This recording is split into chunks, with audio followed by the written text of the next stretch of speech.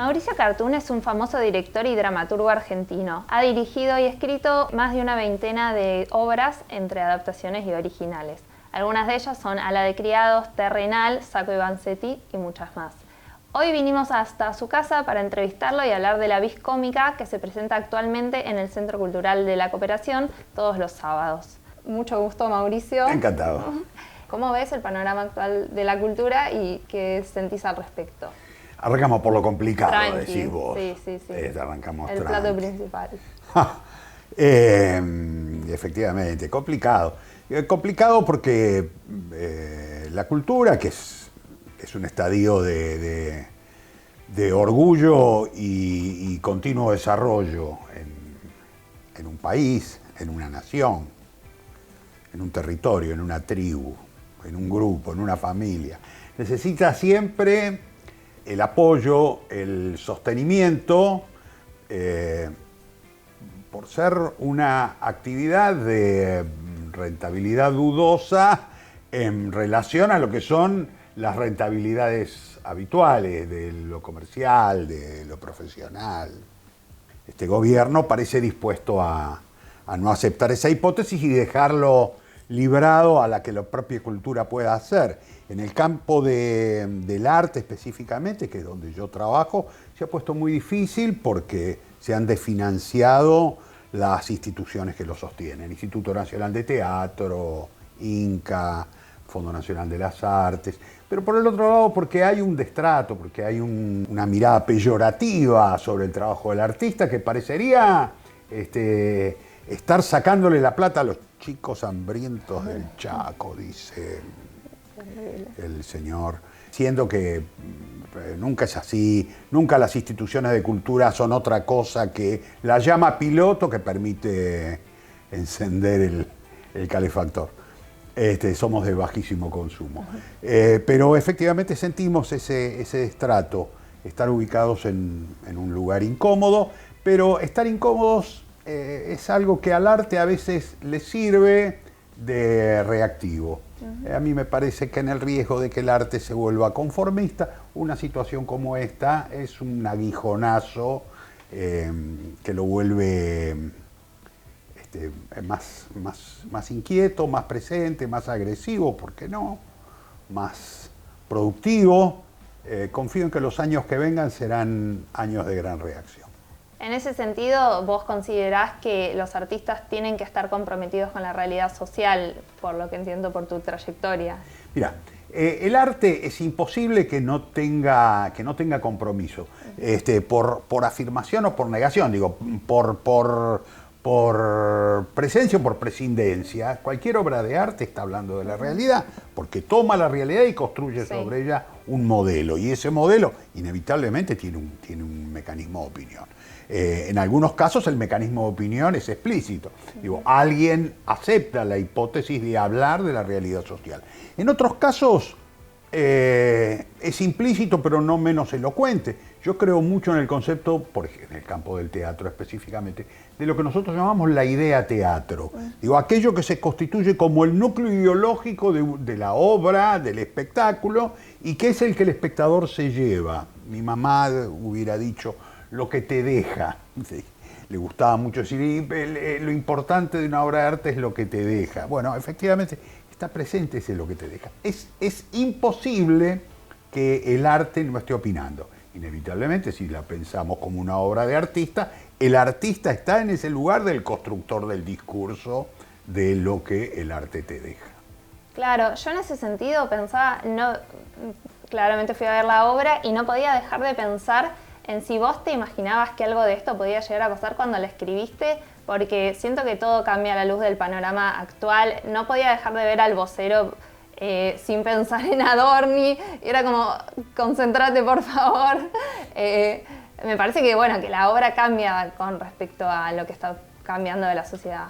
Es tan curioso eso, Dalia, tan curioso, porque efectivamente yo la obra, la escribí en un momento totalmente distinto de la historia argentina, y pensando en la tragedia tradicional de del artista que se vende, el artista que hipoteca su propia producción al poder de turno y que es devorado por el poder de turno.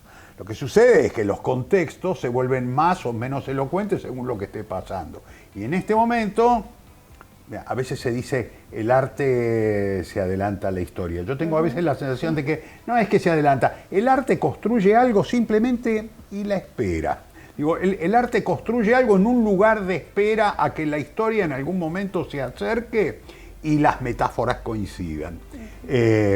La metáfora no es otra cosa que una coincidencia entre dos elementos antes no relacionados.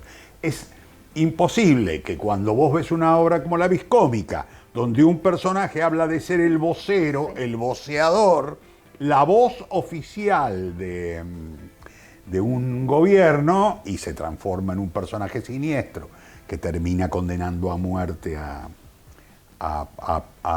personajes de la política anterior, uno no lee aquello que en este momento es nuestra propia realidad. La obra no lo quería hacer, lo ha ganado con el tiempo y bienvenido sea, porque esa es la función del arte. Por eso podemos seguir viendo a los clásicos. Digo, por eso seguimos entendiendo, qué sé yo, la realidad de Romeo y Julieta o la de Babilonia de Discépolo. Sí, pensaba también en esto de hablar de Europa como referencia, como lo elevado, lo oculto, y estar un poco en contra de América y del país a donde llegan los personajes. Si eso también crees que cobra otra relevancia ahora. Es posible. Si vos lo leíste es que lo cobró. El gran fenómeno de la metáfora es que es multívoca. Digo. A diferencia de las comparaciones o de algunas formas de lenguaje que son unívocas, que quieren decir una cosa, la metáfora tiene esa virtud extraordinaria y casi mágica. No es casual hablar de mágico porque a los poetas se los conoce también como vates, y la palabra vate viene de vaticinio. Muchas veces se habló del poeta como del vaticinador. Entonces, pensar en esa condición mágica de la metáfora permite, una vez más, ponerla ahí y que se proyecten, entre otras cosas, esta mirada que vos observás entre lo europeo y lo americano. También pienso que es una obra un poco como un metalenguaje, es una obra de teatro hablando de teatro. ¿Por qué te parecía necesario hacer esto? Mira, por muchas razones. En principio, porque el mundo del teatro me llena de imágenes expresivas, elocuentes. Pero por el otro lado, porque yo cada vez más estoy convencido de que el teatro gana cuando muestra su debilidad. Que el teatro gana cuando muestra su escasa capacidad de pelear contra cualquier otro medio audiovisual poderoso. Claro. Que cuando se muestra en el pequeño poder de construir algo con cuerpos arriba de un espacio, gana simplemente porque abandona cualquier espacio pretencioso. El teatro pudo ser pretencioso cuando no existía el cine y la televisión, cuando no había plataforma. Podía tener algo pretencioso de construir porque era el non plus ultra, no había algo más allá del teatro. Hoy, yo todas las tardes me tiro en ese sillón y con ese proyector en esa pared veo series, películas, y cuando no están bien realizadas puteo. Porque digo, pero si ganan millones, ¿por qué no pusiste otro millón más para construir eso? Uno se acostumbra tanto a la exigencia que le hace a lo audiovisual que a mí me parece razonable que el teatro se muestre sus entretelones. Cada vez que me siento a escribir algo, me aparece eso. En mis últimas obras, tanto en Terrenal como en La Viscómica, aparece eso, los entretelones. Mostrar que esto es un lenguaje pobre, pero que ese lenguaje pobre en recursos, en medios, puede ser extremadamente poderoso cuando llega a la cabeza de alguien. Sí, justo también pensaba en cómo es, yo fui y estaba la función agotada. ¿Cómo es que seguís agotando funciones y llevando a la gente a algo era un espectáculo largo y difícil de entender en época de redes sociales. ¿Cómo se hace para que la gente entre ese contrato de, bueno, me voy a avisorar al tiempo del teatro, que es otro, claramente, que el de TikTok? Mira, en principio disfrutando de una condición preciosa que ojalá dure mucho tiempo en la Argentina, y es tener un público, digo, sí, o tener muchos públicos. Buenos Aires, sobre todo, tiene un público que gira, y lo que es muy curioso es un público de muy distintas generaciones, desde gente muy joven hasta viejos que siguen recorriendo la sala desde hace décadas. Ese fenómeno es lo que crea nada más y nada menos que el equilibrio de oferta y demanda. Digo, nosotros podemos escribir porque hay una demanda, porque la gente está esperando que se estrene algo. Es muy curioso porque la oferta en Buenos Aires es definitivamente desmesurada. Sí. Hay años que se estrenan, qué sé yo, en Capital Federal 450 espectáculos. A ver, aunque quisieras ir todos los días a ver una obra, no alcanzarías a ver todo lo que se estrena. Es desmesurado porque hay un público que lo demanda. Las cosas van cambiando, las exigencias del público cambian. Digo, el público de hoy no es el mismo que hace 15 años. Hay menos paciencia. Fíjate, existe hoy microteatro que está adaptado a la paciencia de un espectador que te dice, no, 1 hora y media adentro de una sala, ya la gente mira, che, ¿cuánto dura? Empiezan a aparecer demandas de espectáculos cortos porque desaparece la paciencia. Yo tengo una sensación contracultural, y es que se puede jugar justamente con el desafío a venir al teatro, que acá es lento.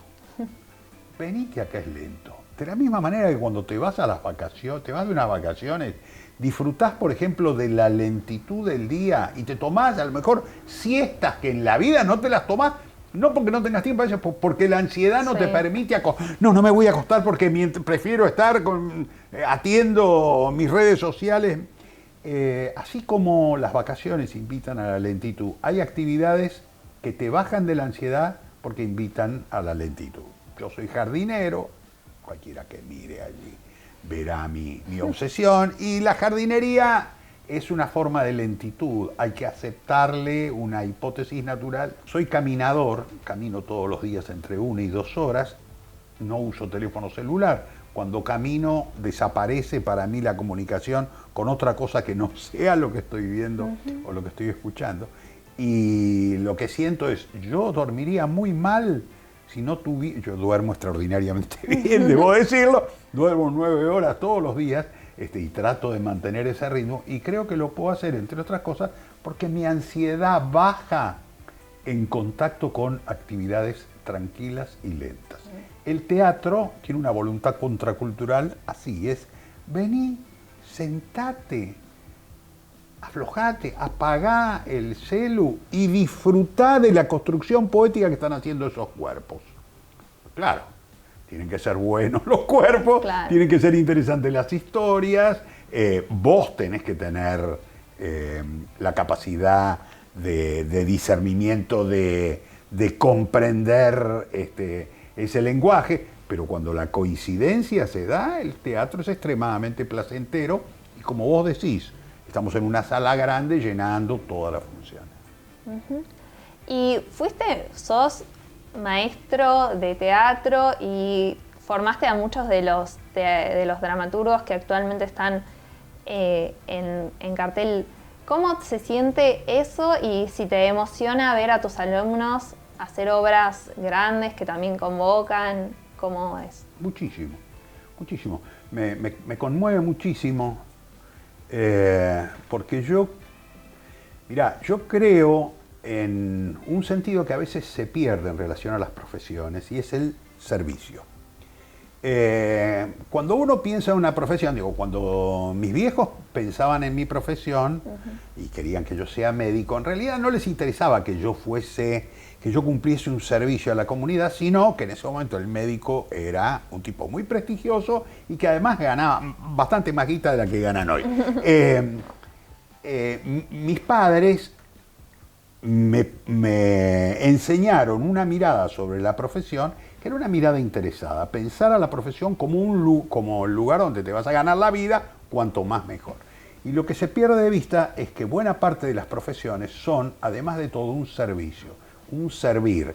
Servir tiene mala prensa hasta la palabra, porque de servir viene sirviente, entonces uno estaría sirviendo.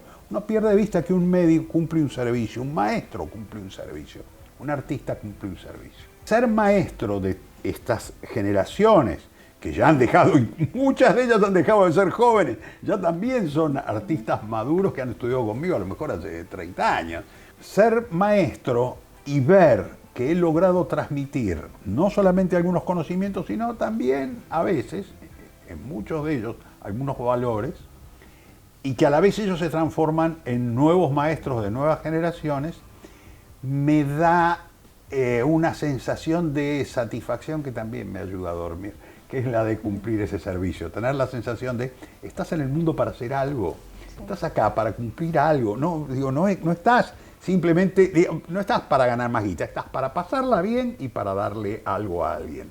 Cuando uno siente que ha podido hacerlo y lo ve en el resultado, baja la ansiedad también. Qué bueno. Y bueno, y para terminar quería que nos recomiendes alguna obra que te guste que hayas hecho y alguna obra que podamos ver de otras personas que te interese, que te haya conmovido.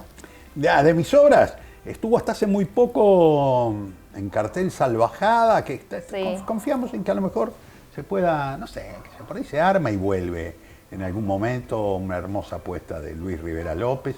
Está publicada, la tiene Cántaro publicada como con el nombre del cuento original de Quiroga, que es Juan Darien. Digo, ya no está la obra, pero se puede leer. También se puede leer Terrenal, que estuvo montada hasta el año que viene, hasta el año pasado, perdón, y es probable que el año que viene la volvamos a montar.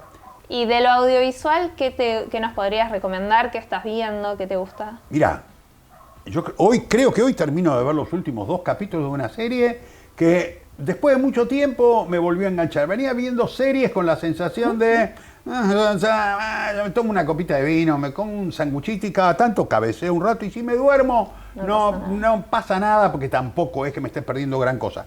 Pero empezamos a ver esta semana con Mónica, con mi compañera, Ripley en Netflix, sí.